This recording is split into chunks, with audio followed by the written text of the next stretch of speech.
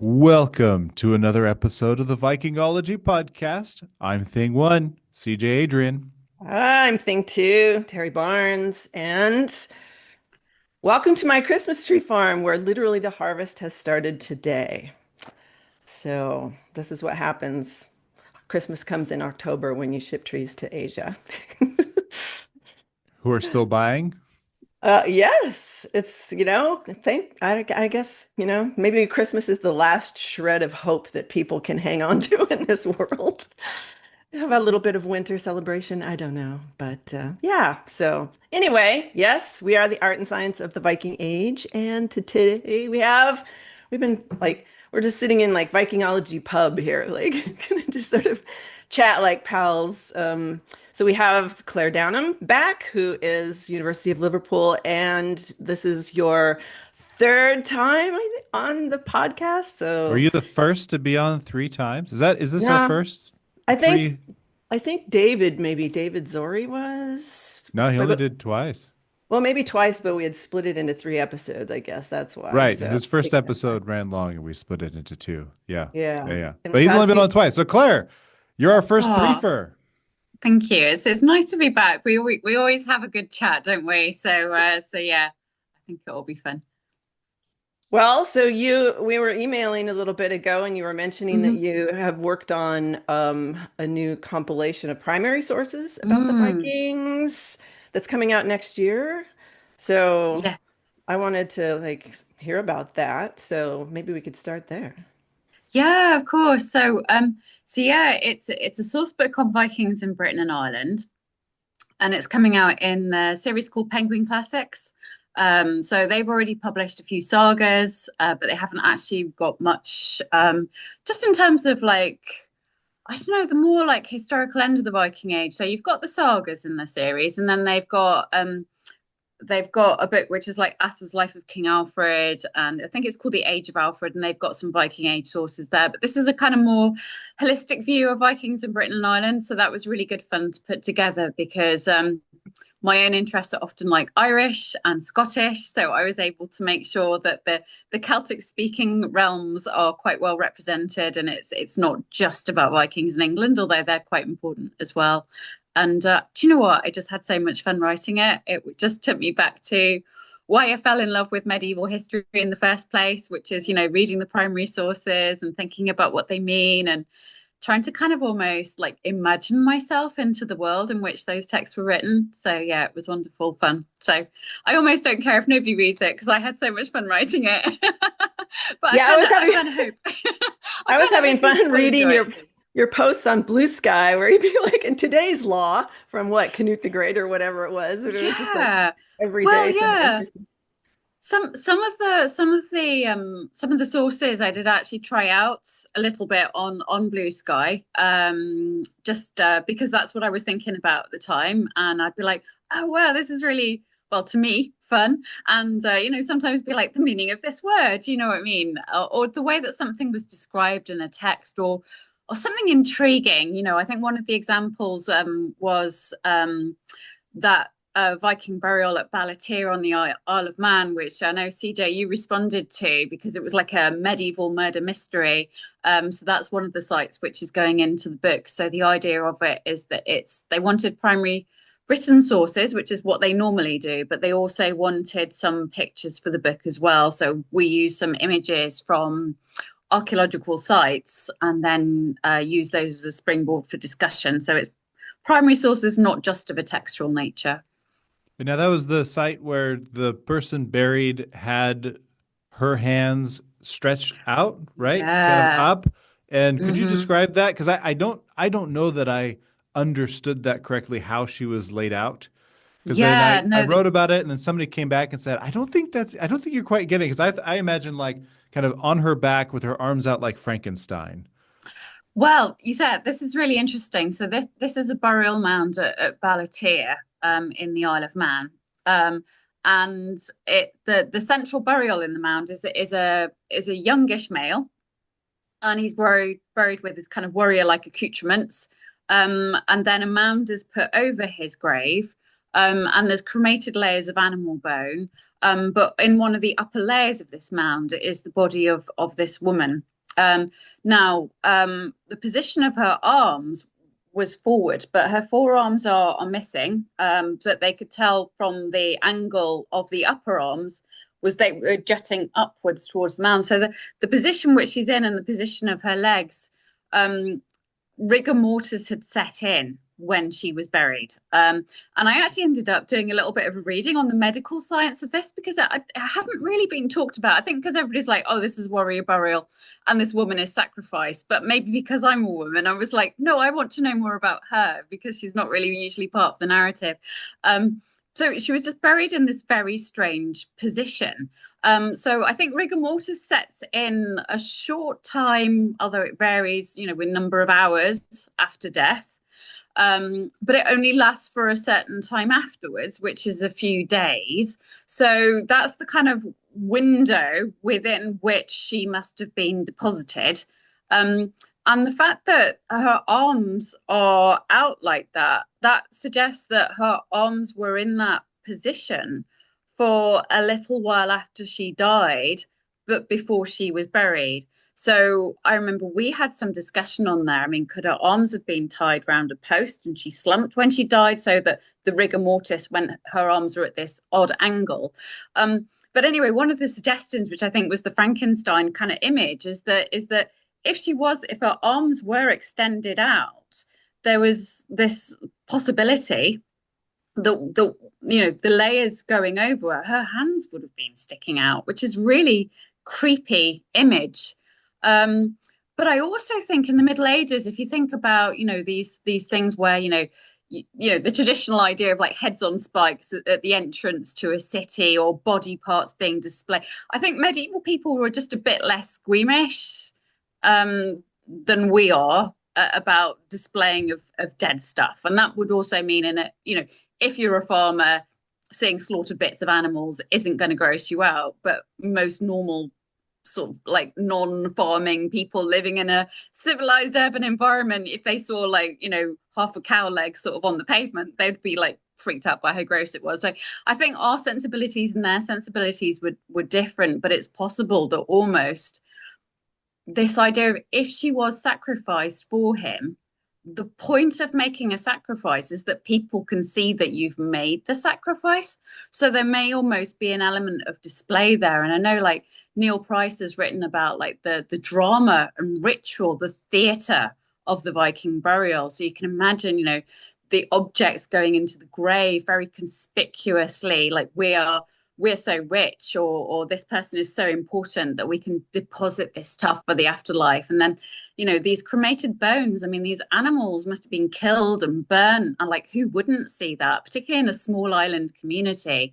And then these are deposited, so maybe it is just like part of this display, but the sort of mystery is almost the circumstances in which she died, but it almost highlights that there was something unnatural about that. And her skull had been sliced off the top. And when the original research was done for this, so it was originally published in a book called Three Viking Graves, which was David Wilson and Gerhard Bersu, who is actually a German who was interned on the Isle of Man in World War II, but used his interest in archaeology. So they had a doctor look at the skull and were like, this isn't accidental plow damage or anything that was done afterwards. This is the cause of death, because they can tell that the brain was still firm when the top was sliced off, and there's no regrowth anywhere. Like that is evidently, most certainly, the cause of death.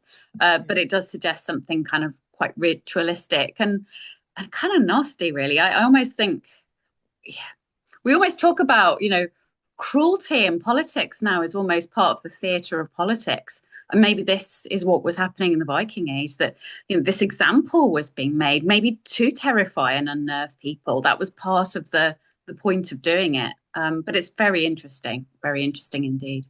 Could it be? I'm just thinking out loud as part of the performative aspect. Yeah, go for it. But grave robbers were concerned, so perhaps she was put in that position Hmm. And we've talked with other folks on the podcast about the Landvitier, the land spirits, and then also the Draugr. I think I'm pronouncing that Mm, right. mm. Rainer, if you're watching, I'm sorry.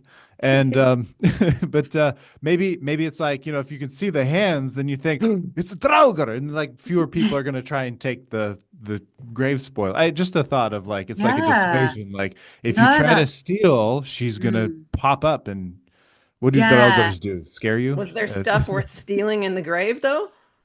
Yeah, no, there would have been. I mean, you'd have to dig. You'd have to dig quite a lot, because it was sort of, so there was like a burial chamber that was set underground level, in which this man was deposited with his weapons, and of course, weaponry would have been really expensive in the Viking Age. And I think one of the classical Draugr stories from Iceland, isn't it, is somebody breaking into a burial mound and taking a sword, and then the spirit of the deceased is like, "Hey, give me my sword back." They kind of get chased out of the mound.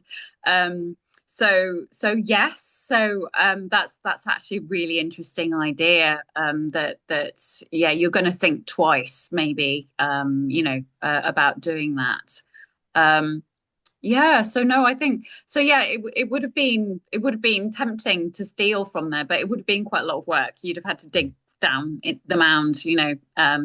It wasn't just like you couldn't just like nobody's looking, so quick 5 minutes, and it would have to be quite an organized venture to rob the grave. But the idea that it's like a warning, I think, is quite an interesting idea. Yeah.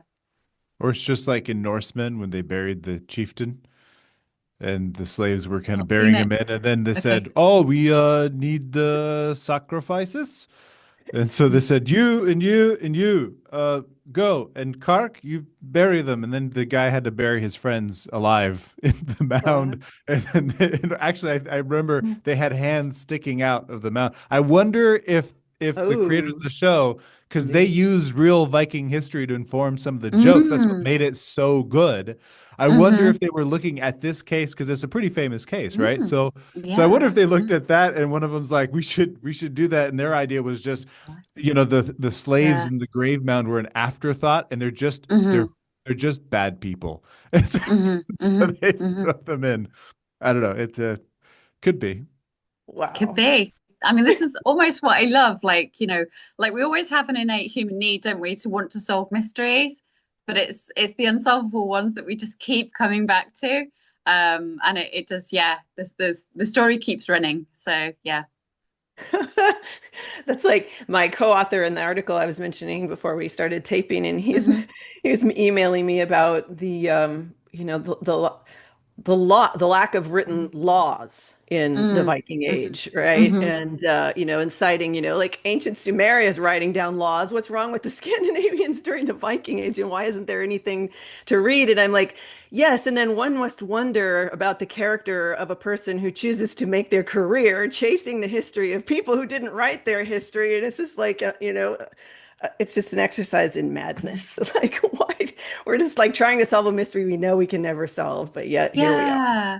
Yeah. I mean, I know it doesn't sound like a very kind of sober historian thing to say, but I think part of the intrigue is you kind of have to use your imagination. And I do tell this to my students because obviously what characterizes like the first class work is its originality. And I think students are often a bit cautious and they always want to play safe. And I'm like, just obviously you've got to critically evaluate your evidence, but you do actually need imagination. And I think it is those ones where there are the gaps, those tantalizing gaps that you're invited. And I mean, obviously, CJ, you have this because you write about this stuff as well. So you're definitely employing your imagination, and you've got that crossover between, the fact and the fiction of what happens in the Viking Age. But it's, we all pretend that we're very kind of objective and factual, but essentially we are just using our imagination to fill out scenarios, and we don't really know what happens. So and I think that's part of the fun.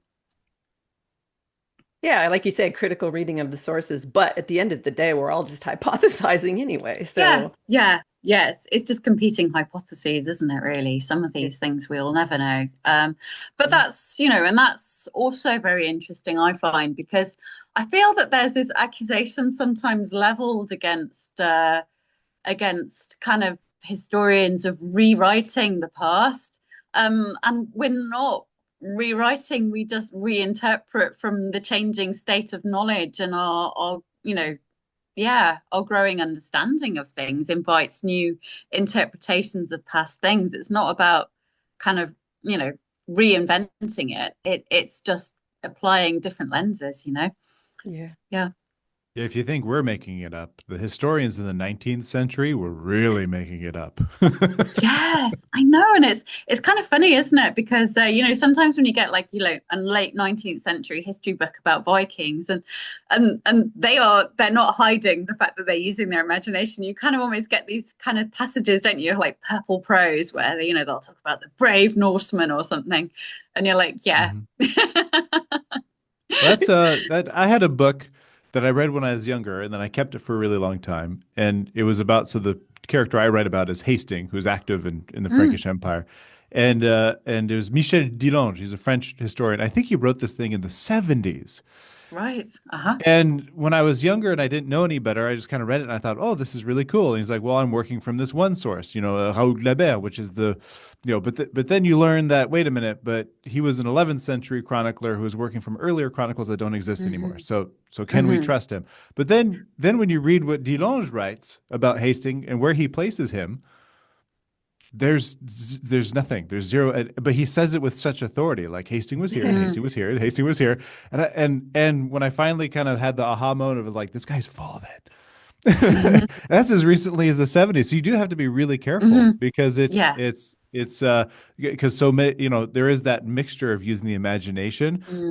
But if you're trying to be really rigorous and there's a lot of, I guess what I'm trying to say is there's a lot of questionable work out there.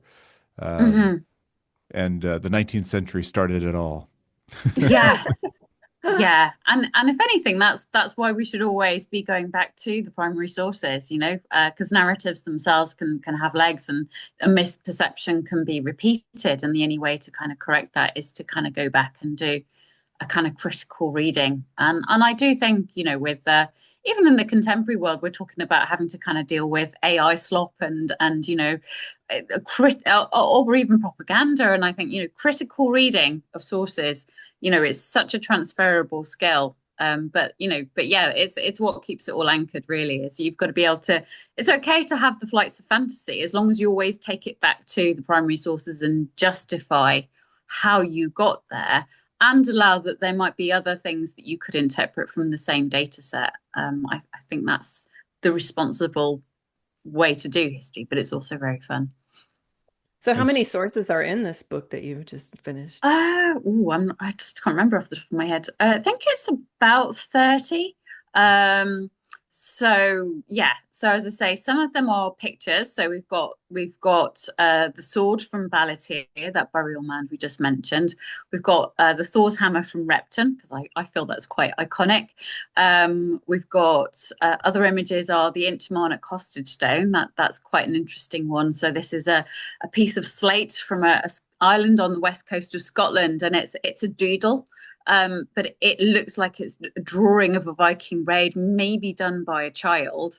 And that's really interesting because, again, that's a kind of voice from history that we wouldn't get in our textual sources because, of course, our texts tend to be, elites, clerics, males. The idea of the voice of a child, their image of the Vikings kind of coming through the centuries.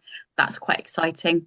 And then with the written sources, again, it was a balance between you've got to have the well-known ones in there. People are going to expect you to have Alcuin's letter on the sack of Lindisfarne, for example. But then there was also a chance to weave in maybe, a couple of the lesser known sources that I think are interesting, and kind of bring those into the mix as well. So hopefully, I hope, I mean, I certainly have my own rationale for the way I did it, but it's always interesting to know what I think I'm doing and how it's received. So I shall find out in a year or so. But yeah. I'm going to throw this question out there because I can't find it anymore and I had it written Mhm. somewhere.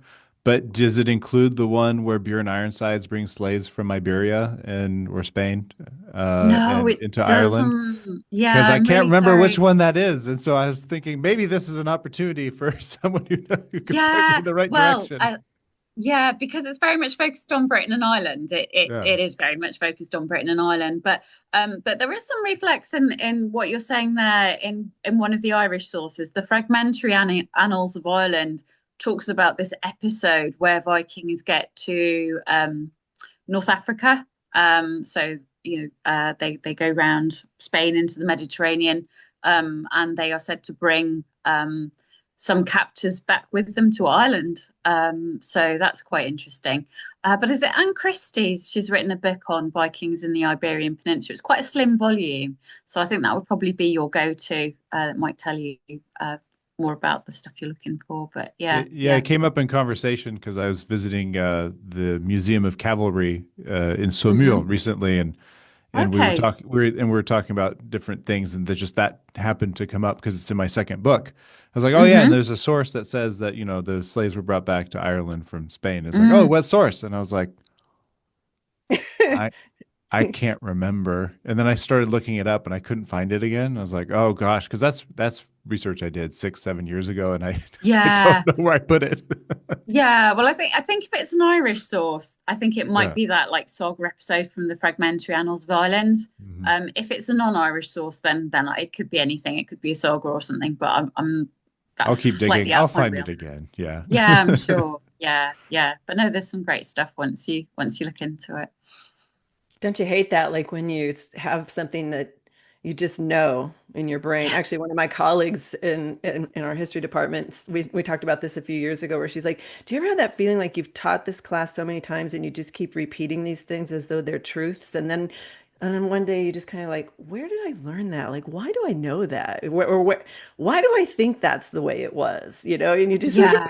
you're sort of on autopilot, perpetuating it. Not that it is a lie or whatever, but then all of a sudden you're like, wait, where did that come from?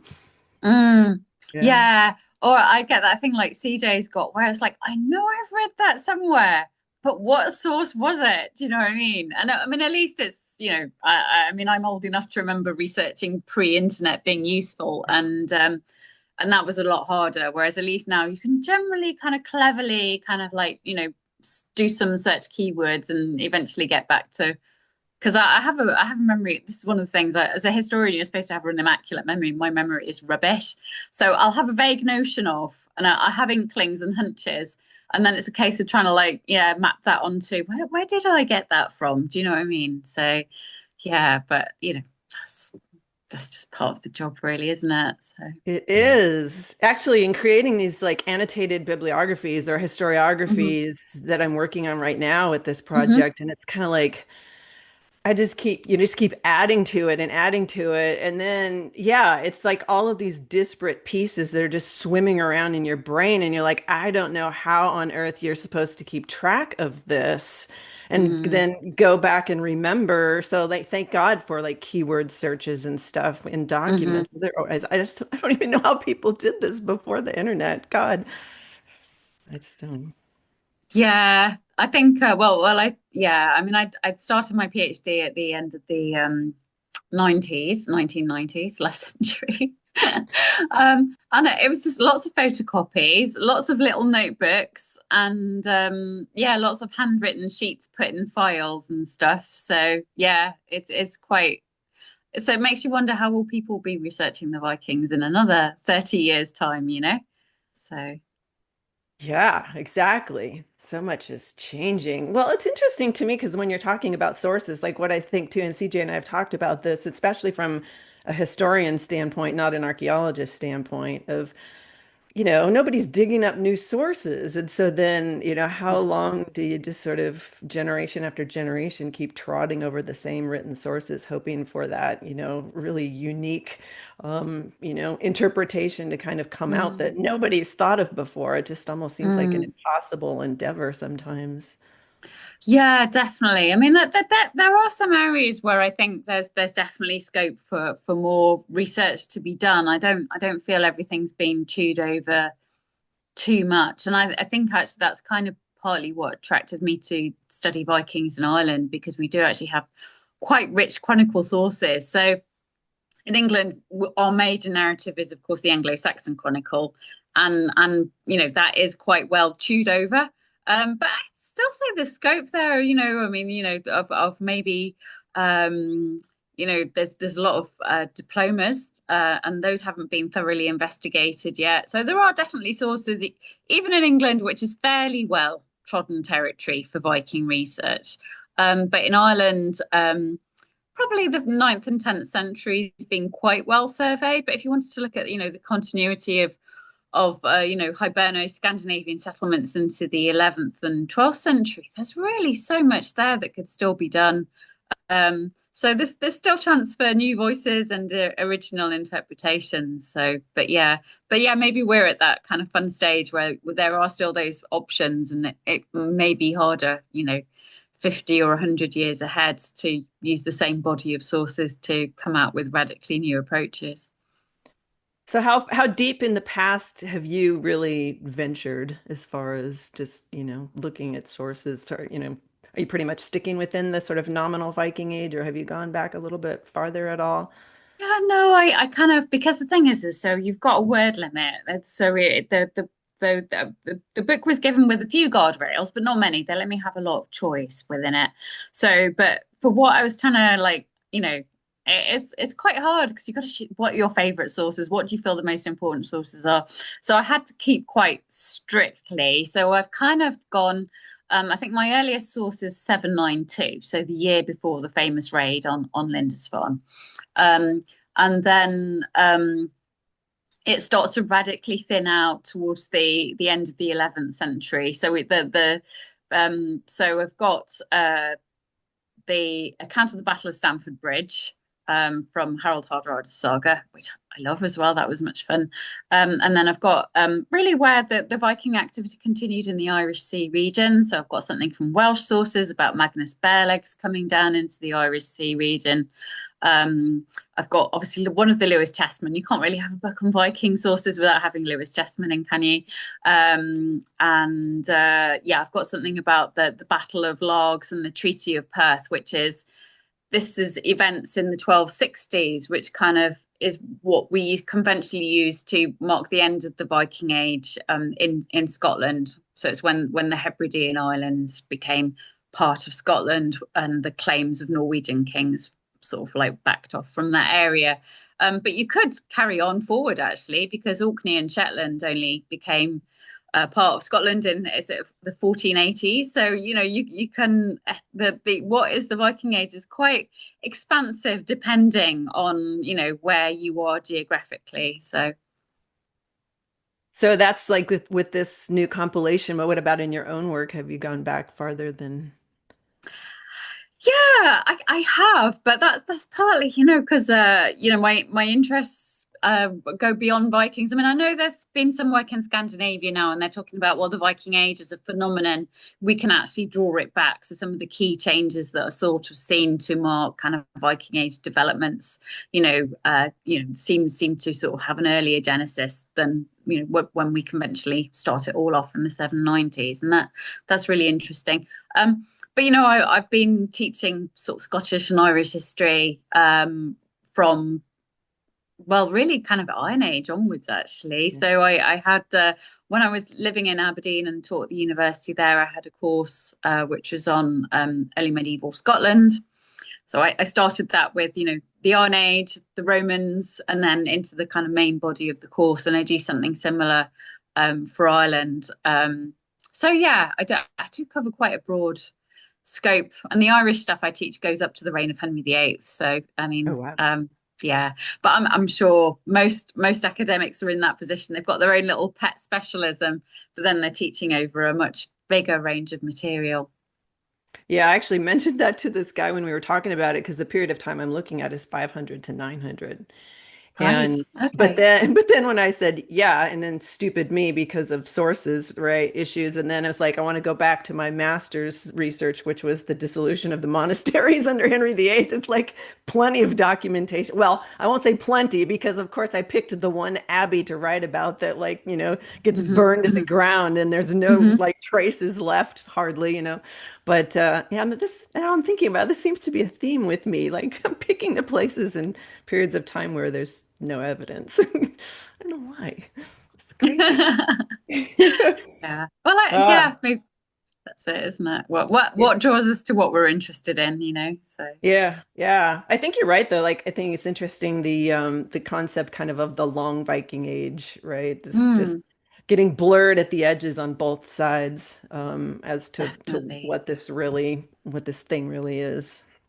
Well, my Yeah, and I'm quite interested at like the tenacity, if you like, of some of these little kind of Viking polities, like clinging on to the edge, like the Kingdom of Man and the Isles, and then the way that Orkney, and it's a bit like you can kind of see the map of Europe is sort of being starting to be the emergence of these kind of centralized national territorial monarchies, and the Vikings are still like clinging to islands on the edge, being like, but we want to stay independent. And they're like, no, you're going to get absorbed. It's just like, we just divvy you up. You're either going to belong to Norway or England or Scotland. So, and but they're just there almost like sweeping up the rest of the bits on the map. And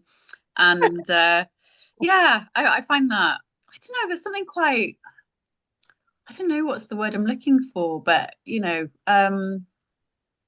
yeah, just that idea of these continuities and these groups, because we always think of the Vikings as the oppressors and the invaders, and then of course at the end of the Viking Age, they're the ones who are like trying to hold out against being absorbed into some bigger polity, and that's quite interesting. Um, Yeah. Yeah, we had And a great conversation with oh gosh, why am I spacing on his name all of a sudden? I had it in my head. Um, it'll come to me as I talk about this, but the idea that the so-called Viking Age is not even its own. It can't really even be separated from the great mm, migrations that occurred after the fall of the Western Roman Empire because they're all just related. I mean, you look at Vikings versus Magyars, for example, it's pretty similar. mhm, Just one had boats and one had horses, right? And then when we zoom in a little bit too, that's some other things that we've learned on the podcast from some of our guests. These are very small groups of people mhm. exercising a disproportionate amount of influence. Totally on board with that, but these are very small groups of people not carrying out that there's not that much activity that we can see. At least that's not that's at least of what's reported to us. Whose book was it? It was Neil Price's new book with Ben Raffield. They have that lovely map that shows all of the mentioned raids in the sources over 300 years, and there's not that many. It boiled down to like maybe one a year in like all of Europe. It Yes. was Hmm. wild. And that changed my Hmm. perspective too, because it's like we Hmm. drill in so close. And then we had Matthew Hmm. Panesi on the show early on. What was he, our second guest? first, I think. Well, after William and Rayner, he After was, yeah, yeah, yeah, second. he was Yeah. kind of the first and the regular, and his specialty is ninth century monasticism. And monasteries in the Frankish realm. And he's like, I spent a career ignoring the Vikings because they It just can. weren't that big of a deal, right? And then we think, but the Vikings, like I think of Hastings. It's just like, Hmm. yeah, but then he went to Orléans and Saumur and Angers and it's like, yeah, but did you notice what the Carolingians are doing to themselves? A lot Hmm. worse. So these are just kind of fleeting. So so it's almost just to kind of bring it back to where we started with this Hmm. idea of when we zoom out a little bit. Hmm. Terry looking at 500 and 900. It's really interesting because then we're repositioning their activity within a much broader tapestry, and that gets really interesting because then we can start, I think, to solve the escape room puzzle. Because if we get too close, it's hard because Hmm. with the Vikings by themselves, Hmm. because we don't have all the pieces of the puzzle. When we zoom out a little bit, I think there's maybe a little bit more there to help those of us addicted to trying to get out of the escape room, figure it out. Yeah. It's really interesting you say that because I think because we obviously say the Viking Age, and for us we feel that that period is just characterized by Vikings as dominant force. But of course, people in the 10th century didn't know they were living in the Viking Age, and as you say, once you average out the recorded raids and attacks we've got, I kind of, because there's quite a lot of discussion about oh, how did institutions continue during the Viking Age, and I just wondered if the Vikings were like they were an irritant, and that you would hear reports, but it might be yeah, that they were just like another bad thing that happens. Do you know what I mean? Of all the other bad things that happen in the Middle Ages, and you know, famine, floods, Vikings. You know, it's you just carry on. But they weren't actually necessarily at the front of people's mind all the time during the Viking Age, which is something that we as historians sometimes just forget. They weren't always center stage. You know. Yeah, I think it's also important maybe too then to actually do the thing of going back to like looking at that Mm, word and what that means. Because if you're hmm talking about Scandinavian activity, it's one thing. But if you're talking hmm about a bunch of people running around, or not running around, sailing around, I guess, practicing seaborne piracy of some kind, hmm there's lots of people doing that. And hmm it way predates the quote unquote Viking Age. I hmm think hmm Ian Wood actually calls like the early Saxon invasions as a first Viking age. hmm So, and this is happening what, like 500 or late 5th century or something like that. And so, if like CJ said, if you sort of back out, this wider view, like look at everybody's just busy doing this kind of stuff, and then to say like, oh, but look at the Scandinavians, they're sort of special. It's like, really? Why? It's like they're Mhm. just playing the same game a lot of other people are playing at that time, right? I mean, their sources are like the Greek pirates, the Saracen pirates, the hmm Muslim hmm pirates, hmm so hmm I guess we look at it in those terms, maybe. I don't know. Yeah, no, I think that is interesting. And yeah, to what extent were Vikings different to any other people Yeah. in that period? And I think that's partly because our sources, maybe because of their, you know, pagan associations in Christian sources, they are a bit like the pantomime baddies sometimes, aren't they? You know, like in 12th century hagiographies and things that, you know, the Vikings walk on and the audience would be like, boo, do you know what I mean? But you know, but were they inherently more violent than other groups? You know, so you know, the question is, what makes them distinctive, and is it partly just the way that people thought of them, or was it because they behaved in a different way? And you know, yeah, it is what, yeah, what do we really mean by Viking, and so on. It's yeah. And for me, I think it's clear in the sources that there's a certain aesthetic to them because they Mm-hmm. do show up disproportionately in the sources. Mm-hmm. I'm thinking Mm-hmm. the Annals of Saint Bertin Mm-hmm. or Mm-hmm. Flodoard. They just Mm-hmm. kind of they Mm-hmm. just keep showing up, and Mm-hmm. and they took Mm-hmm. the time to write about it. Like the one, Mm-hmm. um, like there's this interesting thing that I've been looking at, deep diving. So there's the raid on Boin off the coast of France in Aquitaine. Mm-hmm. And the year before that, in 1819, we have a diploma that grants the monastery of Saint Philbert on the island of Dammoutier the ability to build a satellite priory on the continent to escape what they Mm-hmm. call frequent and persistent raids on the island. So it gives us an idea that they're showing up with regular frequency. But then on the Yeah. other side, you have this source that says, oh, well, in 820 they came down and they specifically mentions the ones that attacked Bois. But that Mm-hmm. fleet was repelled from Dorestad further north. And that's, I think, how the chroniclers got us. I think there's a lot happening, but they're just ignoring it because in southwest, or yeah, southwest France, Mm-hmm. they're just Mm-hmm. ignoring it because it's a backwater. It's like, it's Mm-hmm. oh, the Vikings again, But the Mm-hmm. ones that tried to attack Dorestad, oh, that's interesting. And then they just mentioned in the thing that they're repelled, and then they went down and attacked Blois. And then, Mm-hmm. and so it's kind of this Mm-hmm. idea of where the Vikings are showing up, I think, at pretty interesting times, and then they're Yeah. being picked up by the chroniclers for specific Mm. purposes. Which Yeah. I don't think I'm inventing anything new here, but it is so No. interesting that and I go back to what I've said. I think I said, as the first episode I said this. I was like, they were just really good at marketing and Yeah. PR. Yeah, but that's an actual, what do they call that? Oh man. Oh, there's a term for that. Some kind of violence.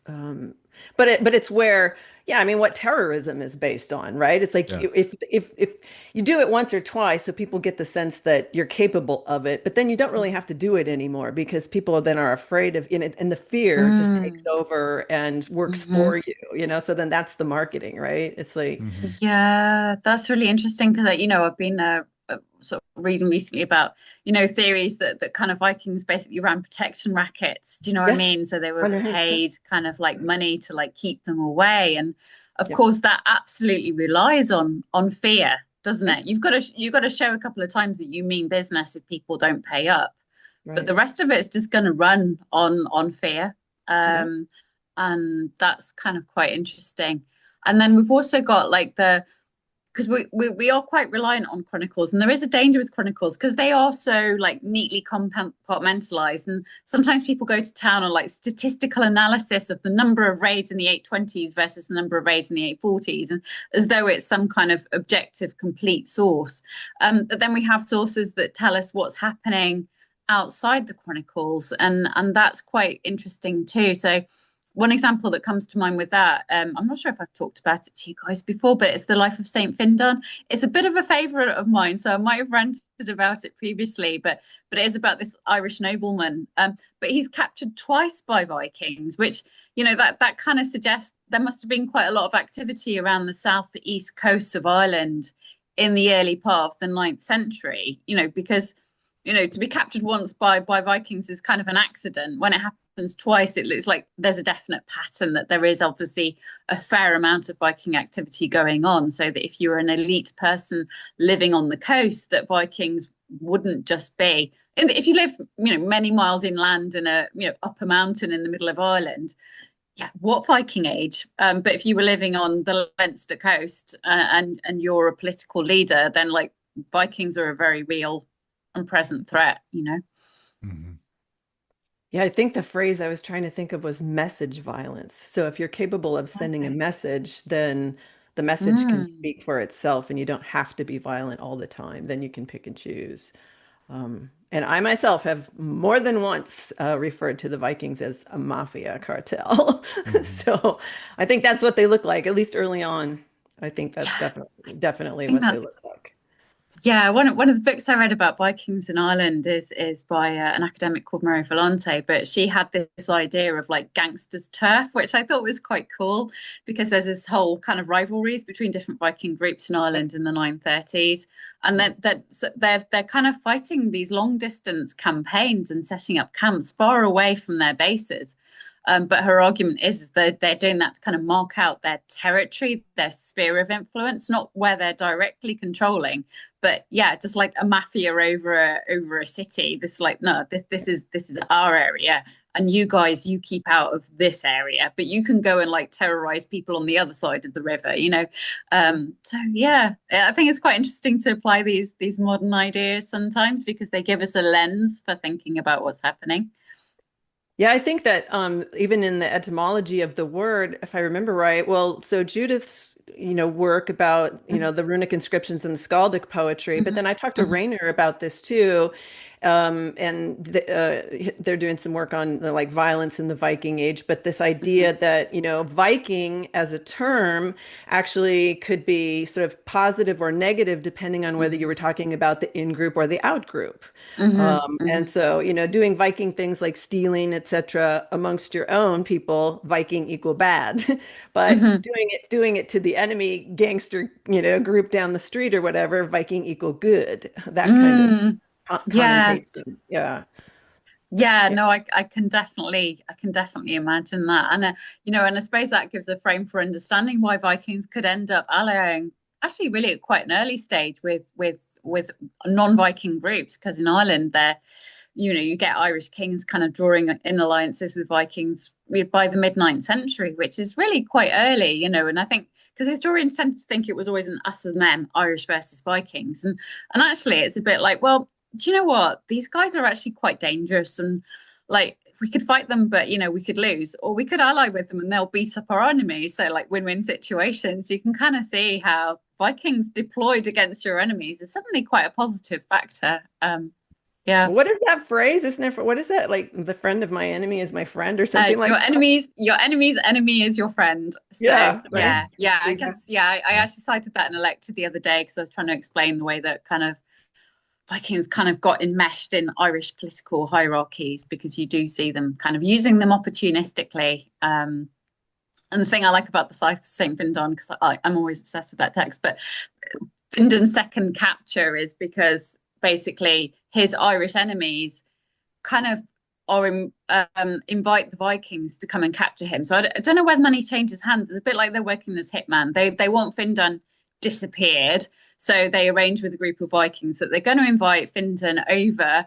It's like it says a feast by the coast. It's like a beach party. It's like, come over, Findan. We'll forget all our old differences. You come and have fun with us. We'll get a few beers out on the barbecue, and then the Vikings turn up and he's carried off. Yeah, but it shows that there's collusion. You know what I mean? The way that the Vikings are being used. Yeah. Oh, Findan shows up and it turns into the Red Wedding. Yeah, I was gonna say, yeah, invitations to dinner in the Middle Ages. If your former political enemies who now say that you're their friend invite you over for dinner, just think twice about it. So Right. Which in that sort of economy of, gift giving and this kind of mm, reciprocal and all of that, it's like even that is fraught with danger because then saying, yeah, mm, no thanks, I have other plans, or turning down the invitation mm, is also then seen as probably grounds to go after you as well because it's disrespect, etc., mm-hmm, mm-hmm. So it's just a Yeah. very interesting world, which I mean, in parts of the world today still operate like this, I think, in some ways. I mean, you can look at a lot of Mm-hmm, different, it's like gang culture in inner mm-hmm, cities. I mean, mm-hmm. Mexican drug cartels, all of it is, Yeah. Mm-hmm, mm-hmm, people who are not afraid to disappear other people and mm-hmm. the Yeah. politics of it all and the Mm-hmm, very sort of honor coded, and their own mm-hmm, sort of mm-hmm, internal code of ethics and all of that. I mm-hmm, mean, mm-hmm. it's just human stuff.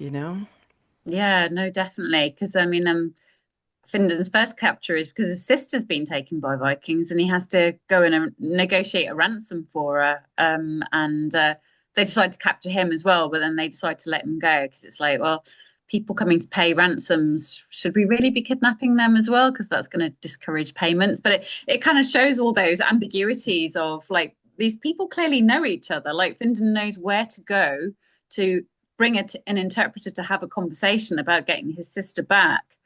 Um, but he's also putting himself at risk, and the Vikings capture him, and then they have a discussion amongst themselves. And according to this story, because it's a saint's life, they're inspired by God to think that they should release Findan as though it's a gift thing to do. But I just think they were thinking, do you know what? If we keep kind of grabbing the people who are coming up offering to pay ransoms, people aren't going to want to pay ransoms, and that's bad for business.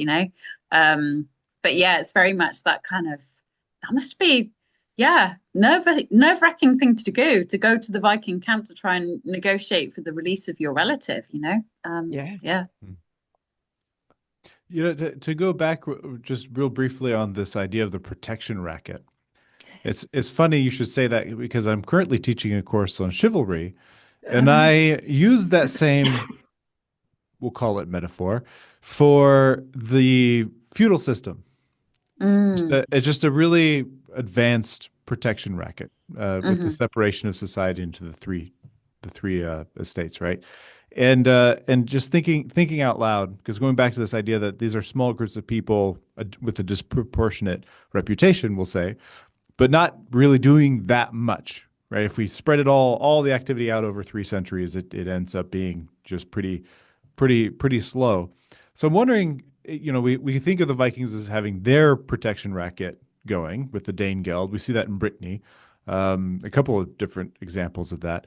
Uh, but also, I'm just thinking in terms of the landowning gentry at the time, and I'm thinking in the Frankish realm because that's where I know best. And they're trying to maintain power after a succession struggle and multiple succession struggles, because especially after Fontenoy and Puisaye in 841, and a lot of the nobility was killed there. So then you see succession battles play out all over the place, including Nantes, for example. But just wondering how much the Viking reputation was used by the Franks and the chroniclers as a means to instill that fear in their own people to keep their own protection racket going mm, and to build definitely. themselves up. Yeah. I mean, and you definitely see a kind of religious propaganda about Vikings as well. Like, you've got to be a good Christian Because if you don't, I mean, Alcuin does that when he's, I mean, he's supposed to be writing letters of consolation after the attack on Lindisfarne, but actually, what he's really saying is you kind of brought this on yourself, guys, because you were being immoral, and if you carry on being immoral, the Vikings are going to come back. So the best protection we can have against the Vikings is you all stop having fun, stop wearing those racy Scandinavian hairstyles you've been copying, stop drinking and womanizing, do your prayers, start learning. And I think there's another one. There's a Irish text which I must go back and visit more because it's intriguing. But it's called the Law of Sunday, so it's obviously all about enforcing Sunday observance. But it has this very dramatic phrase where it says, and of all the bad things that could happen to you if you're a bad Christian, these pagans may come from overseas and carry you off to be sacrificed to their own gods. It's the idea of the ultimate fear of the Vikings, but it's a bit like like your mum telling you, if you don't do as you're told, something bad will happen, that the Vikings are the baddies. I was Basically, totally just thinking that while you're saying that, like this is what you tell your kids to get them to behave, right? Yeah, yeah. right, basically a boogeyman, but then it's a boogeyman that kids really fear Mm, because every so often he actually gets one. yeah. Oh, little Hmm. Timmy got taken by the boogeyman last week. He's not coming to school today. Like that would be, and even though out of say it's a school of 1,000 kids, one kid got taken by the boogeyman for Mm, real. hmm. You have 999 very frightened children now because he's Mm, real and he could show up at your house. So you have mm, to, so then you do listen to your parents and behave. mm. That's a powerful antidote, or that would be a powerful tool in the arsenal of, or the propaganda arsenal of some landowning gentry that are having issues with their peasants, right? Yeah, definitely. But I do find it kind of sad because you get this in so this period we call the Second Viking Age in England, which is, that from the 980s, there's this uptick in Viking raids, and it leads ultimately to the conquest of England by Canute, who becomes King of Denmark, Norway, and England. But within that, it's King Ethelred of the English, who we tend to call Ethelred the Unready, the badly counselled king, who wasn't able to stem the tide of the Vikings. And you can kind of see that the Ethelred is like grasping at straws to try and maintain a sense of authority as his country is slipping into chaos. And there's a couple of things that kind of come out of that. I mean, one is in 1002, he orders the massacre of Danes in England, the St. Brice's Day massacre, which again seems to be like scapegoating any Scandinavians in England and sort of pinning it on them, which obviously scapegoating is a well tried and tested way of people trying to hold on to political power when it's slipping out of their hands. But the other one is that he kind of issues this law. And he issues several law codes again, I think, because he's kind of trying to cling on to power. He keeps issuing more and more law codes. But on one of them, he sort of commands that there will be 3 days of fasting throughout the kingdom. So you've got to walk to your local church barefoot, do penance, wear sackcloth. And it's just to me so sad and so poignant that people are doing this in the middle of all these Viking attacks with some shred of hope that doing penance will make those Vikings go away. Um, yeah, it kind of is a bit of a gut punch actually, because I kind of think I feel so sorry for those people. Do you know what I mean? That's what they were clinging on to help defend them. But it's also the way that the powers that be are trying to manipulate the situation and distract people into doing things that makes the powerful elites hold their position, even though it's so tenuous. My God, Claire, like every word you just said, I would be like, are we talking about the Viking Age still, or are we talking about like right now? And we could Well, like go on a whole other tangent. yeah. I mean, Well, this, what do people yeah. do in desperation, right? And Hmm. and then thinking about the period of like well, not even just the Viking Age, but like when I've taught like medieval Europe survey-ish from say 1300 to 1800, we start off right away with the Black Death, right? And there are lots of Mm, surviving sources of the same kind of thing of like yeah. Alcuin, right? It's like, well, Hmm. damn, it's our own fault. God is Hmm. raining down this plague on us because of, we're sinful or whatever that happens to be.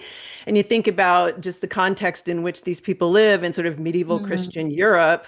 they just don't have the ability to have any other explanation, right? Mm, So it's just God wills it, mm, and then, yeah, so then, things like divine right or these other kinds of ideas that elite people come up with in order to reinforce that. It's like, well, you can't mm, contravene God's will because that's a sin and you're going to burn in hell. And God's will is that I'm higher than you in the social pecking order. You were made a peasant by God for a mm. reason, and who are you to question that? And then when bad things happen, it's like, well, because God is mad at us. I mean, it's time and time again. It's the go-to way Mm. to explain the unexplainable and to try to, I don't know, like Yeah. cope, right? I mean, and Mm. it's a lot of mostly only what they have, right?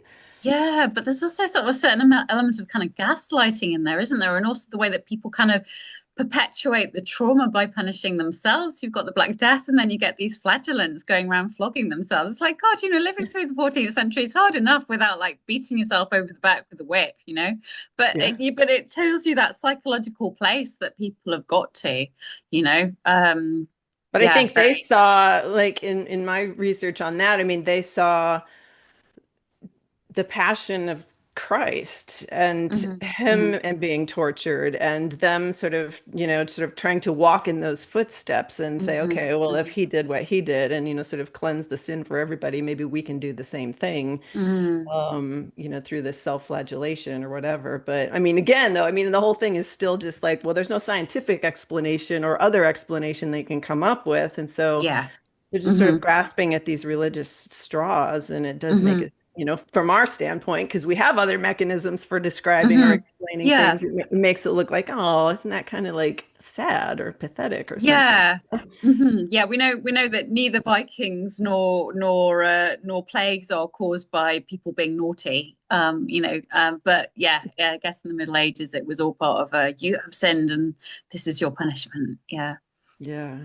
It's like a deeply ingrained human propensity to think in kind of like in the terms of karma, right? Like if I do something bad will happen to me, even though Mm, it's not karma, but for them it's a sense of being of actually being punished, right? I mean, now you mm, see more positive stuff like, oh no, this is just, the trials that you face are shaping you into what you're supposed to become kind of thing, right? mhm, But back then it's like, I mean, because they were living through things we can't even imagine today. mhm, It's mhm, just the hardships that they were living through. So that I can definitely empathize and as to how you could feel. Well, I mean, we see that in the victim mentality today all over the world, where people feel punished and then mhm, vengeful. And that's mhm, an interesting theme to play with in my books. That's yeah. mhm, It's speaking of that, a great article came out. A study came out that looked at the brains of people who felt wronged and then were able to get like revenge, like basically Ooh, inflict harm on those who they perceived had harmed them, and their brains lit up like a Christmas tree, like they were on heroin.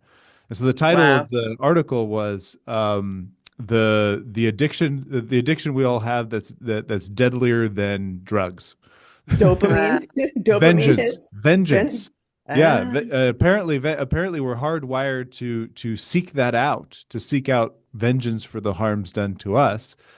yeah. And this kind of ties into what we're talking about, where this and my character is all about vengeance. I mean, mm, I'm writing book 6 right now, and he's just kind of starting to get to this point where he's like, this doesn't feel good anymore, and it's kind of like an alcoholic getting to the end. He's like real close to the gutter. He's like, well, I should probably like One more not drink. yeah uh, we're way down the scale, but anyway, but it's with vengeance rather than a drug. And I thought that was interesting because I was like, that's literally my mm. entire series, and they just proved it with science, so I'm feeling validated. Oh. but also but also if you think about the being so out of control, Vikings, floods, pestilence, Mhm, all these things they have no control over, and they're not anything that you can personify, mhm, right? It's just they just they're these big cataclysmic events that cause the suffering, and so you have nothing to seek. You can't get vengeance on a tidal wave, right? Or a forest fire or whatever. You can't get vengeance on that. So the only other option then would be that these giant forces. Then we have to appease them almost. It's like I don't. I don't know if I'm onto something or if I just sound like a Looney Tunes, but it's like that might be where that guilt cut, where Fine line. yeah. But that might be where that victim, that not the victimhood, but like Mhm. the sense of being punished comes from, is because it's so Mm. outside of what we Yeah, can I think control. I think that's really interesting though, what you say about that thing about like vengeance and because again, it can be your perceived victimhood that you're lashing out to try and seek revenge, basically for feeling unhappy. Do you know what I mean? Mhm. And that's kind of yeah, that is quite interesting. But yeah, I guess it does explain some unpalatable characteristics that people sometimes show, isn't it? Is they're wreaking vengeance, but I didn't actually realize that people get this like dopamine hit, like I feel great, you Hmm. know. Yeah. But yeah, that's Oh, I think curious. that it just begs the question too. I was just actually messaging with my cousin who's a sociologist about this and just the questions about inequality and stuff like that, and just sort of Mm, how hardwired we seem to be to, there'll be periods of less inequality, but then it always kind of goes to more mm, inequality eventually. But just the question of we don't tend to see, at least I haven't, and which doesn't mean it's not out there, obviously, but like so studies into sort of just the biology of these things, of like certain things that we are, like CJ is just talking about, like hardwired to like this is just a human response as a species. It's not something we've created as a culture. It's part of a maybe mm, maybe deeper sort of Darwinian mechanism or something that's mhm, going mhm, on. mhm, And it like was bringing to mind that, just recently, RIP Jane Goodall, that I listened to an interview that was done with her about 10 years ago by a local, public radio station here in Portland. And he asked her about, what she had seen with that troop of chimps that she was, with for so long, right? That may mhm, have surprised her. And she said at one point the groups splintered off from each other. And there was one group then that clearly became more dominant over the other one. And then she said she watched it all just like fall apart and exhibit these, what up to that point in time had just only been ascribed to sort of human behaviors, where the dominant group then, once it was established that they were more dominant than the other group, that they just continually engaged in what we would call civil wars and just harassed, and finally, ultimately, after a period of 4 years of this, wiped out the other group of chimps that was being, sort of exiled mm, and whatever. But just that she was shocked to see that sort of level of kind of human aggression that was not just sort of lashing out in a moment because, you're stealing my banana or whatever, but intentional warfare that was going on over an extended period of time amongst these primates. And so I just sort of feel like, okay, some of the stuff with us for humans that we try so hard to give ourselves, like, okay, we've invented things like ethics and morality and religion or whatever it is, to try to keep us maybe from being that sort of base thing that we are, but it's still in there mm. somewhere. And we're, sort of kind of constantly grappling with, whatever, whether it's violence or whatever it happens to be, that these ways that Yeah. people lash out and we're like, whoa, why did that happen? It's like, well, Mhm. because deep down, we're still those people, we're still those chimps or whatever. Yeah. I read a book a few years ago, and it's by a sociologist called Sinisha Milesovic, and it was called The Sociology of War and Violence. But what one of the points he makes in the book is where you get inequalities in power, then violence flourishes in that imbalance. So yeah, it's a rather it's like the chimps. It's like once a group becomes more powerful and its power is established, then it can harm another group with a relative degree of impunity, then it will do that. And that's not nice, right? Right? But it kind of shows that in a way you kind of almost want a political system where no one group gets so powerful that it can perpetrate violence with impunity because the nature of human nature is that given that power it will. Yeah. So so that was quite interesting, and it also made me think about political structures, because we have a stereotype of medieval society, early medieval society, being incredibly violent and dysfunctional. But actually, what Milosevic was arguing in his book is that actually it's modern society isn't less violent. There's different types of violence, but he's arguing, well, the 20th century was, one of the most violent centuries in human history. Maybe the Viking Age, there were lots of these acts of violence, but as you say, we tend to think Viking Age was happening all the time. But if we follow CJ's point that maybe it's one attack on a monastery per year, is it a much more violent society than our society? And I don't know the answer to that, but I find it intriguing because we have these stereotypes, don't we, about medieval barbarism, and you go back to the Middle Ages and, everybody was like battering each other with swords. Well, I don't know, maybe it had, we know about like legal systems, as you've touched on, that they did have systems of law and they did have systems to try and mitigate and reduce violence. So, what was the overall, how violent was Viking society is a question I would love to be able to explore a bit more, really. Mm-hmm.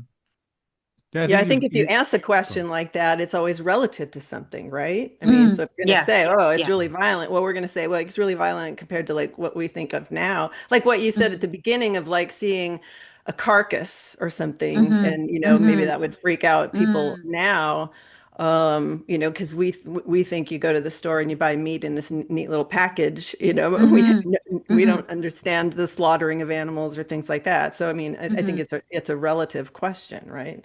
Yeah, definitely. Yeah, it definitely is. And I suppose one of Milosevic's points as well is where you are in society is how violent you perceive your society be. So, if you're white, affluent in a nice Western city, you probably don't see a lot of violence around you. Whereas, if you're in the margins of life of that city, if you're a homeless person in that city, you're going to feel your society is more violent because you're more vulnerable to it than somebody's, you know what I mean? So even in the same place, where you are in that society will radically affect your perception of how violent the world you think the world is, your world. And yeah, we sometimes just kind of forget that, don't we? But now we have Fox News to make those affluent white people and their citadels feel like the world is extremely violent against them. Which is how to create an atmosphere of fear, which is what Alcuin was doing to try and get people to do what he wanted. Yes, yeah. I mean, fear is such a powerful tool, definitely. Yes, it is. I think, oh boy. Yeah. Well, Montesquieu wrote about that, I think, in the 18th century in a book called The Spirit of the Laws. And it was about different types of, governance, and despotism was an acknowledged type of governance. But the spirit that one had was fear. Because, if you're trying to get a bunch of people to do what you want them to do and make sure that they understand that you're the one in charge, fear is the necessary mechanism for doing that. So it's been acknowledged definitely for a while. Have either of you ever explored the work of Ernest Becker, sociologist in the 1950s? No, tell us more. Mostly published. He did a lot of work on death anxiety. And what he proved through some really questionable experiments, ethically, but he was able to prove that the more we're reminded of death, the more risky our behavior. Ooh. And so the more present death is in front of us, the more risk we tend to take. And it's kind of this idea that the safer we feel, the fewer risks we take. Kind of like I saw a great podcast with that Brian Johnson guy who's trying to live forever, and he was talking with Dr. Mike Israetel, and they were talking about how like they both kind of pump the brakes on like how hard they go at life, because they don't want to accidentally injure themselves, because both, and especially Brian Johnson, who thinks he's going to live forever, his whole point is don't die. So he's trying to like mitigate all risk by basically putting himself into a cocoon, versus somebody who thinks, well, I'm just going to die tomorrow anyway. You're going to go do all sorts of things that Brian Johnson would never dream of doing, which would include more than just not getting enough sleep. So it's kind of this idea. So, and I've wondered about this, and I think about it when I write my books of like how, like what does that relationship look like, and how can that inform us, something like that, on the behavior of people during this time too. Mm, on is some of the behavior just a product of proximity to violence?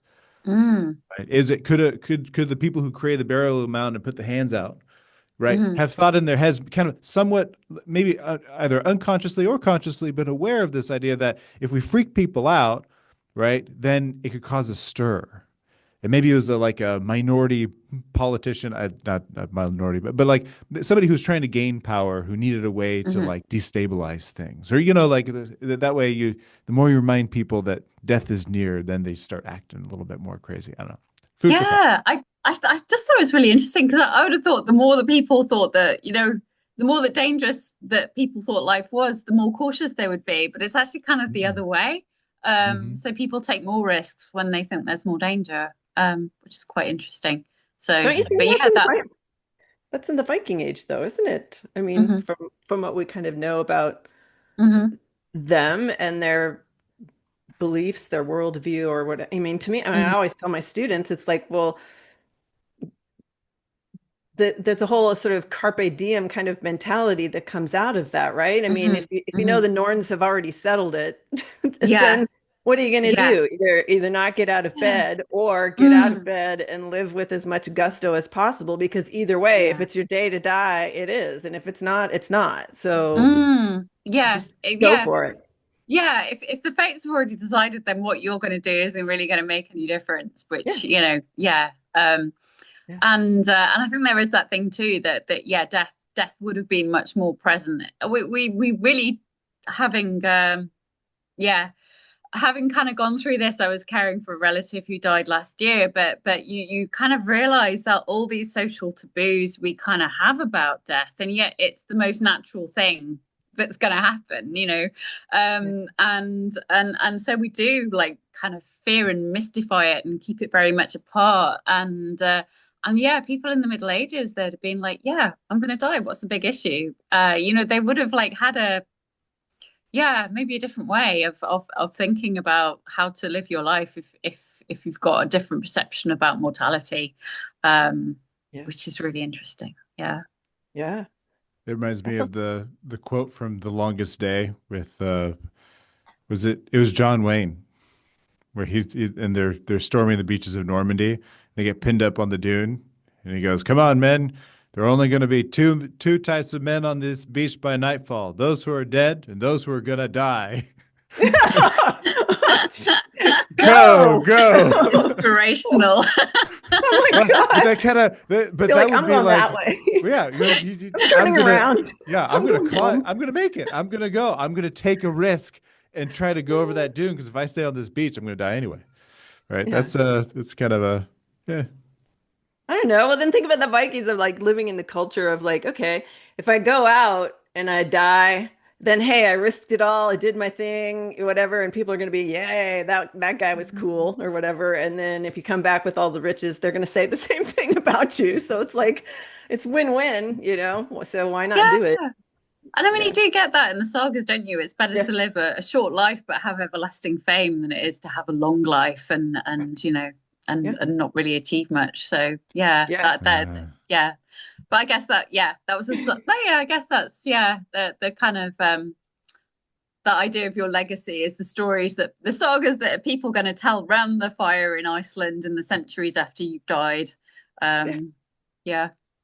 Yeah. They don't want the story of old blind Egil getting kicked around by the women in the house, mhm. Hmm. falling Hmm. down and whatever. They want the warrior guy, you know? It's like Hmm. Hmm. it's more interesting. So There's an increasing frustration for my character Hastings because he's very, very risky, but he just won't die. He's still around. And historically, we think he may have lived to be a very old man, so I'm going to torture him for another couple books. like Yeah. every day he tries to like die He's and not then trying, but he's not exactly a safe person. I wonder if that's reminding me of Bill Murray in Groundhog Day. Like, and then every day Yeah. the alarm clock goes off and he's like, damn it, I'm still here. Yeah, I don't go that far. I mean, there's all sorts of other things, but it's yeah, there is an aspect to this of like, well, that's how the fourth book opens, right? Is he's famous and he's rich. He has everything he needs. He's married. They're having children. But he's a miserable drunk and he hates life. And his wife divorces him and kicks him out. And then he's like, huh, well, what should I do now? Let's go to Constantinople or Miklagard. You know, like, Next adventure, man child. yeah. Well, I mean, that's, yeah. I have a question for you on that. I mean, because I've just listening to well, I was actually listening to Bernard Cornwell. I went to a literary festival last Mhm. year, and he was talking about his characters, but he was almost talking about the fact that the characters in a book have a life independent of him. So, like, Mhm. he can't decide when they die. It's like the character decides. And I thought it was really, because I would have thought that was your ultimate power, with the pen, right? You've Yeah. decided this character you're writing about is getting a bit boring. You just kill him off. And You're he's the like, no, norm. no, the characters actually kind of almost tell him how to write the story. And I just thought, wow, that's kind of was mind blowing. But how do you find that, CJ? Because you're obviously in that situation where you're writing about these key figures. Like, Yeah. There is a constant tension between the fly or right by the seat of your pants versus having, following your outline. mhm, And I go back and forth with my editor, and I gotta actually for this book, I have the perfect. It's a beautiful outline. It's a perfect outline. It's the best outline I've ever written. Um, That and sounds and very Trumpian. I it know, did a I bit. know. I was That's thinking that too. that was intentional. Yeah, it's the best. Yeah. And as I write, the because every character gets a narrative motivation. So what I look at is and this is something I learned from my editor, but also I've done deep dives on Ernest Becker, Carl Jung, Joseph Campbell, right? Trying to understand the human imagination, the human, because I'm still young, so I haven't like lived a lot of this stuff. So I have to kind of, be a bookworm, but also some lived experience comes into that. Mhm, But the narrative motivation is what external desire drives the character initially on the surface and also the story. This is what I want. This is kind of the perceived quest. And then what internal need do they have running contrary to that desire that creates an internal conflict?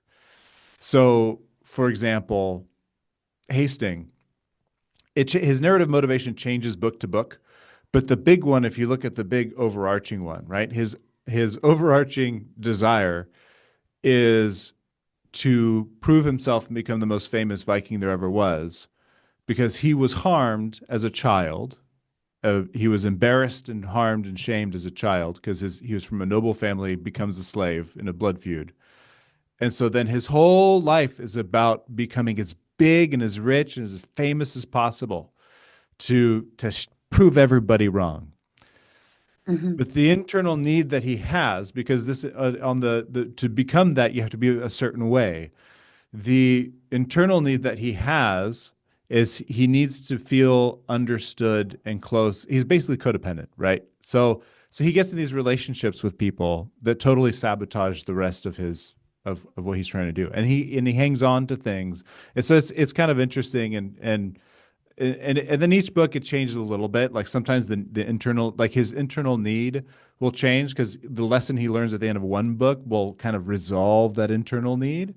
But then the next book, something else will pop up because then we're just going down the layers of this guy's psyche until I'm just done torturing him. But he does, and then the characters around, every character in there has a narrative motivation as well, and I map those out.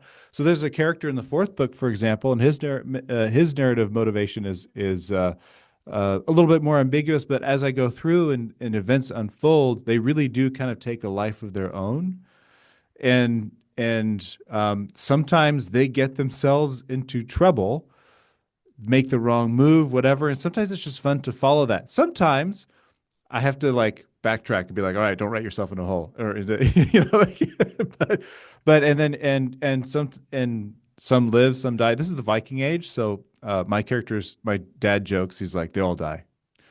And I was like, well, yeah, I mean, eventually they all do. How many characters do I have left that have made it all the books? I've got a couple. Yeah, most of them are Frankish. do you feel, because obviously as a historian, I don't do psychological deep dives of individual characters, but Hmm. do you feel that process helps your historian side? Do you think it does help us? Can it help us get a deeper understanding of what really motivated people in the past and why Ah, things happened. I'm curious. that is an interesting question. My initial response is to say, unfortunately, no, because part of this is I'm speaking to a modern audience. And I Hmm. like to use that film, The Northman, that Neil Price advised on, and to halfway quote Tropic Thunder, never go full Viking. It's a time and place and a people that are completely alien to the Okay. modern person Hmm. in my mind. Hmm. And so Hmm. if you go too deep into we first of all we don't know really anything about the internal world. There's a whole cosmos going on in the Viking mind that we just will never have access to. Hmm. And so there's no way to like really invent it. But also if I Hmm. try or if I get close like the Northman, actually a very good movie, Hmm. in my opinion. But the first time I watched it, I was confused because it was so alien and it was in and the values and everything of the character. It just didn't follow those things that today we resonate with. Versus Hmm. what I look at is, when I'm looking at a hero's journey type framework or a romance type framework, they're things that archetypally touch on who we are today to speak to a wider audience so that modern audience will see themselves in it and then Hmm. and then that helps with the immersion because if I can't get immersion, I lose folks. Who's really really good at this is Disney. Their movies follow just this prescription, and if you watch their movies carefully and you start to learn how all this works, it kind of ruins the movie for you. All the next movies they make Yeah, because because then you you can know see the cogs exactly where behind it's the going. facade. Uh-huh. Yeah, yeah, Oh, yeah. she's crossing the threshold. Oh, we're in the road of trials. Hercules, literal road of trials. Hmm. Hmm. So, Moana is my favorite. Back when I had a marketing company and I used to explain this and the storytelling thing, and I used to always talk about Star Wars is a good example, but it's just too well known. But Moana is so beautiful in how they do it, and it's actually very creative and kind of new, so you get a good fresh look at it. It's the exact same formula. If Hmm. you could literally superimpose the first Star Wars and Moana together, and it's basically the same story Wow, because it's a that's really formula. interesting. Yeah, but it's Yeah, also yeah. because all of our minds. Terry says this all the time. Humans do like five things, Hmm. and so we really only have like seven stories we tell each other, Hmm. but with different flavors. And so you get your Hastings or your Utreds. Yeah, Mm. that's I find that interesting because it is about yeah, when you're writing historical fiction, you're kind of communicating the past, but then as you say, you're also not communicating the past because we can never truly go back to that world. Hmm. But also the narrative structures that we use, and I suppose the universality of narrative is why something like Norse sagas can still be really fun to read now because you'll still get some of those same story elements that repeat and still have a kind of currency that can still draw us in. Hmm. Yeah, really interesting. Well, and that is the sagas and mythologies in general have these elements in them, right? Like Hmm. the hero's journey is echoed, Hmm. as far back as Gilgamesh. Hmm. And then we see them. Ragnar Lothbrok follows Yeah. follows not perfectly, but pretty well, right? Hmm. So these are things. So the I guess going back to speaking to a modern audience, we can see a little bit from mythology that somebody in the Viking Age might have been attracted to these similar story constructs. But then Hmm. going back Hmm. to, I think it's the historicity and the detail in the novel. I really can't go Hmm. back and figure out what's going on up in that head of Yeah. theirs. Yeah. Nor would I want to, because then modern audiences would be like, wow, this I don't like this person. Close book, you make no money. I would say humans, wherever we go, there we are. It's like wherever you find us in the past, in the future. Actually, I'm just reading a really good book right now that talks about sort of the cyclical nature of, they use terms like periods of integration and then disintegration, periods of, more equality versus less equality. And, it's really, quite shocking when you see how much we just lather, rinse, repeat. Hmm. Because then, I mean, not shocking, but I mean, actually very interesting from a social scientist standpoint, because then you can use data not entirely to predict the future, but certainly to lay the groundwork for some probabilities or at Hmm. least possibilities. And then if they're not really nice things, you can at least figure out maybe ways to like make it less not nice, if you know what I mean. Mm. Yeah, so yeah, I mean, I guess, and then that's the benefit sometimes of the past anyway, right? Is that Yeah. hopefully There's a we good can. cartoon quote somewhere though, isn't there, about, that what if you know enough history, you're doomed to watch other people repeat it. Do you know what I Hmm. mean? So what we really need, and I think the takeaway lesson from all this is all our political leaders really need to read an awful lot more history, actually. Yes.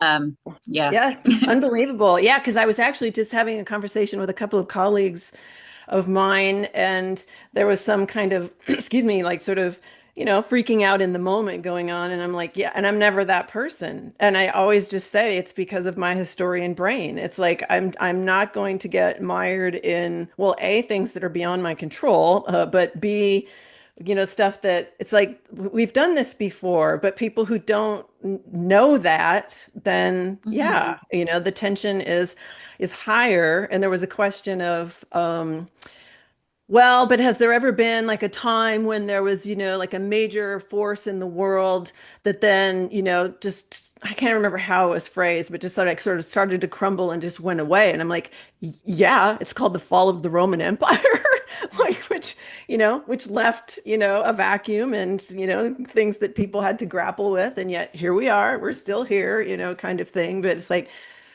yeah, I mean, so much of the stuff that has happened has happened before in some variation. So I don't know. For me, at least, I just kind of take. I don't want to say I take comfort in that, but a little bit, if you know what I mean. It just makes me Yeah. No, not as anxious about stuff. hmm. Yeah, yeah. There is some consolation sometimes to studying the past. Yeah, definitely. Yeah. But I this think it's book I'm pretty reading neat. right now, like we're in for some tough sledding here for about the next 50 years, let me tell you. Excuse I me. mean, not to minimize the things that are going on today, but I think it's pretty neat that we live in a time where we have access to so much information. We can play this game of looking at the past and exploring these mysteries at the same time, recognize patterns in what's going on today, but also live in a time that's like there's just so much going on. I'm never bored. It's great. No, Maybe but it overstimulated, but yeah. See, I retreat to my research for solace because otherwise you end up just doom scrolling, don't you? Yes. yeah. Um, yeah. As you say, and it's not it.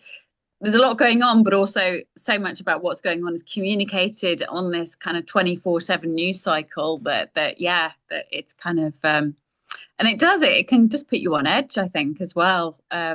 Whereas yeah, the past it's all done, it's all finished. That's what happened. It's not going to change. I mean, we can change how we interpret it, but it almost sometimes feels like just a place to retreat to. I don't know. Is that Yeah. really bad? That's my Yeah.